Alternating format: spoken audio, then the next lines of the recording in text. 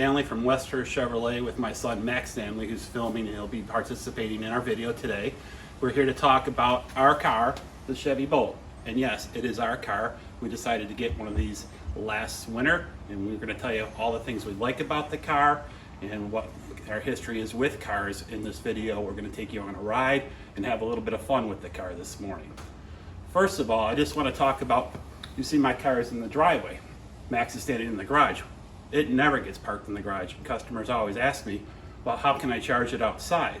Well, the nice thing about the Volt is it comes with the home charging kit, which is 120 volt. I have mine right over here. I'll show you what I do. Come on over, Max. It's pretty simple. All I do is I plug it in right here, and then it comes with a charging cord, which is about 18 feet long. So now all you have to do is walk out to the car, push the little door right here, and plug it in. You'll see up here, it's going to communicate with the car with the yellow bolt, then it's going to start blinking.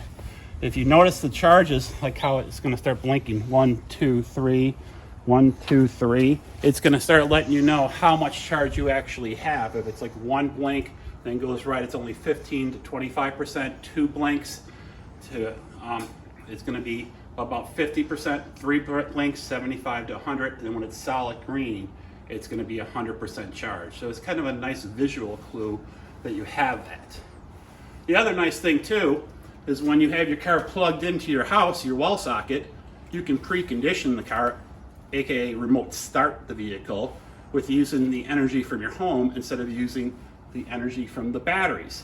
And it's just like any other General Motors one. It's simple, push lock, hold it down, 1, 2, 3, and then you don't hear anything, but the lights come on to let you know that the car is now running and warming up the cabin.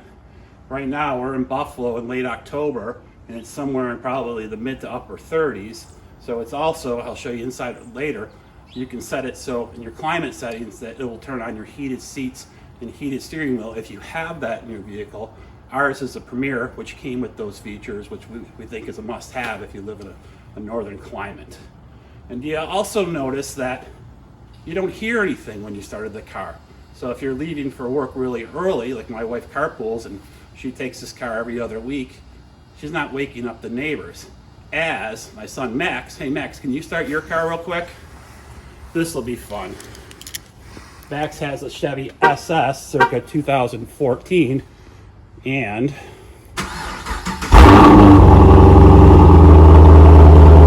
get to hear Max is getting ready to leave, or if he's coming home late at night with this car. But this one is really neighborhood friendly. So we're in the middle of the woods. Just listen. It's very nice, very quiet. The car is running right now, and you can hardly hear it. And I thought I'd come out here in the middle of nature because that's what these cars are all about as far as being good for our environment. We need to save our planet, and these things without burning, carbon monoxide and putting it out into the atmosphere is a great reason to drive one of these vehicles. There's so many good reasons to drive one, but just knowing you're doing something small, and if everyone pitches in, it makes a big, big difference. So again, this is my personal 2020 Bolt Premier. We got about 6,500 miles on this car. Got it in January of 2020, and we love the car so far. I'm going to pop open the hood to show you underneath the hood in a second. We'll talk about the powertrain, and we'll kind of walk through the rest of the car. So if you want to cut for a second, I'm going to open up the hood. So underneath the hood of an electric vehicle looks completely different than a lot of vehicles because you got all these orange electrical cables, and this is the powertrain. In an average electric car, the motor consists of about 27 parts, where a regular internal combustion engine, you have over 300 parts. So there's a lot less things as far as wear and tear that you have to worry about with this vehicle. And if you notice, there's no oil dipstick, so you're never going to have to change the oil on the vehicle. You're never going to have to change the coolant on the vehicle. So a couple other things as far as saving with maintenance is a really good thing. This vehicle right here, you might have noticed in my garage, we're kind of promiscuous in our household with our cars. We like performance. This car has a ton of performance. It's 200 horsepower this electric motor puts out, and 266 foot-pounds of torque, which means this powertrain translates, if you went to 0 to 60, it does it in 6.5 seconds. Quietly too, so if you want to get up to speed quick, you're not causing, you know, a ruckus and drawing attention to yourself while you're driving this vehicle.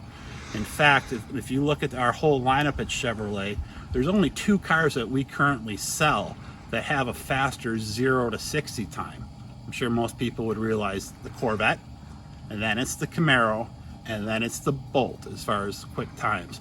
So not only are you getting a vehicle that is good for the environment, but you're getting a vehicle that is just like a hot hatch. It's so much fun to drive this vehicle, and I recommend it. You know, if you want to come into the dealership and take a ride in one of these just to see for yourself. I had a gentleman last year, he was coming out of a Mustang. His wife wasn't really sure she wanted one, and he was an older gentleman going to Florida for the winter. I told him, punch it, just punch it. The guy went, whee! He goes, I'm getting one of these. His wife wasn't sure that she wanted it, but he was made up as soon as he did that. So get people in the car and drive it and let them experience how much fun this powertrain is right here. The nice thing about the Bolt, it has a lot of space in it. Right now I've got my lights pretty stylish on right now. And if you notice down here, you've got your turn signals, and that's also a brake or a parking light.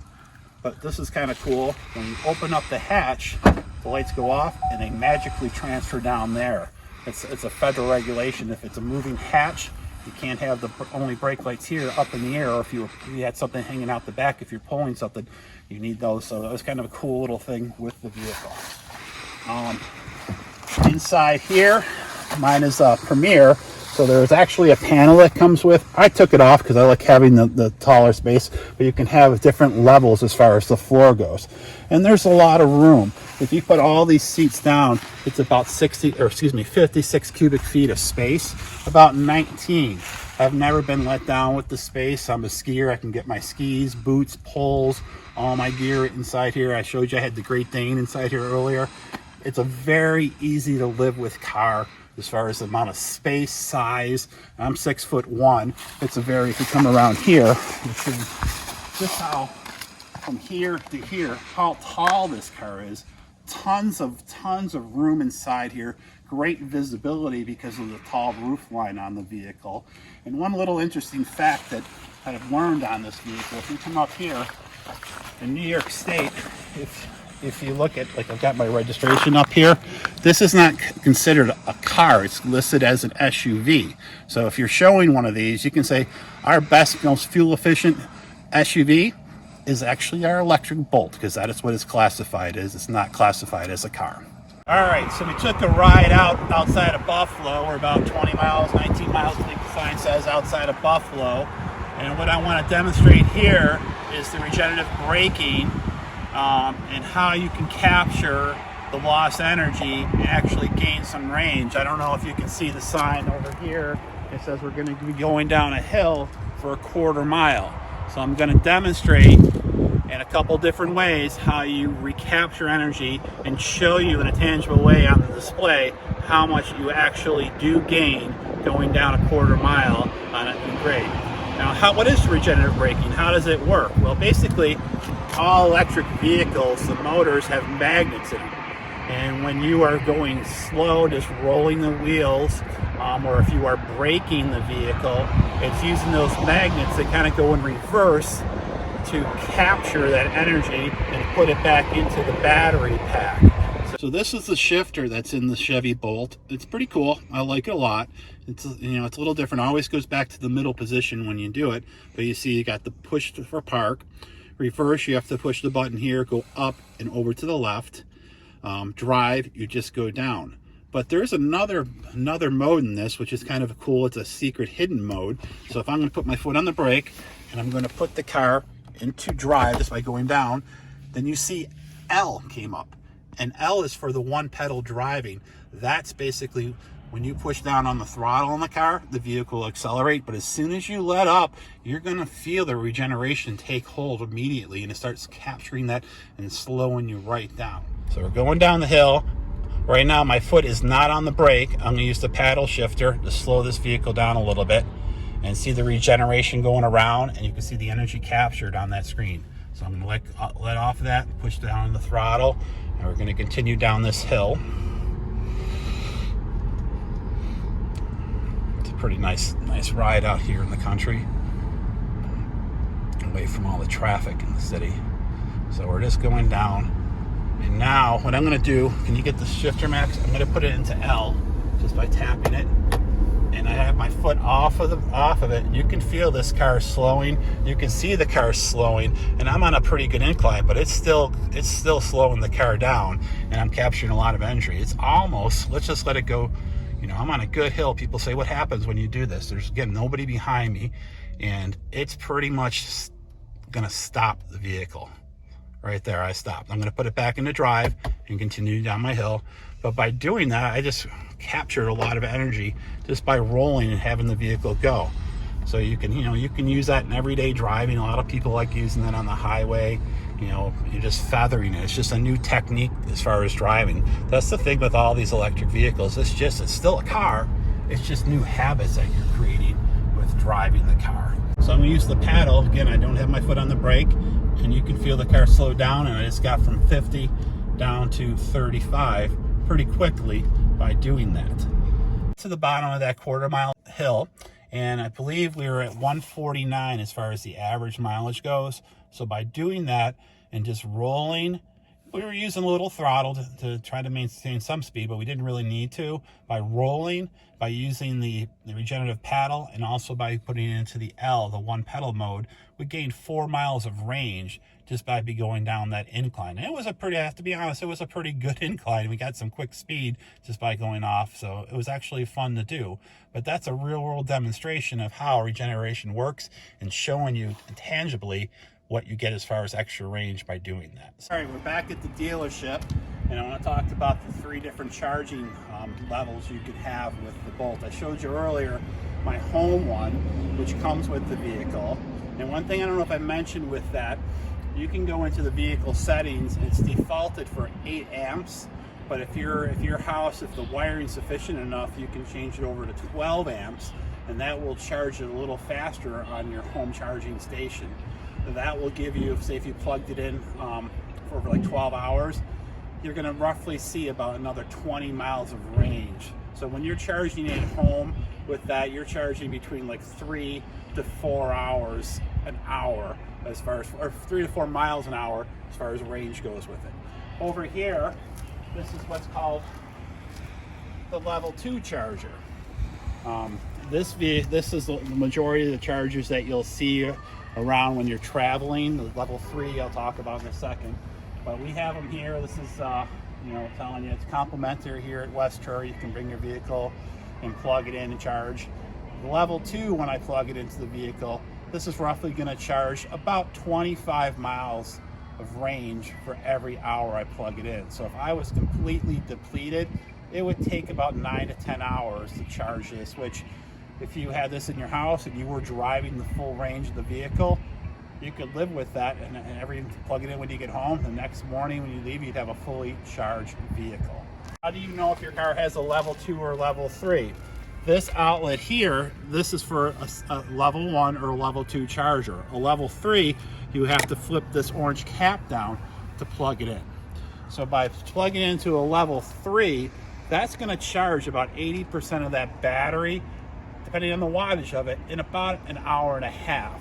So if you were traveling, like I know in New York State, we got some new rest areas that were just built. There's one not too far from here that has 3 level 3s on Grand Island, New York, and they're free to use.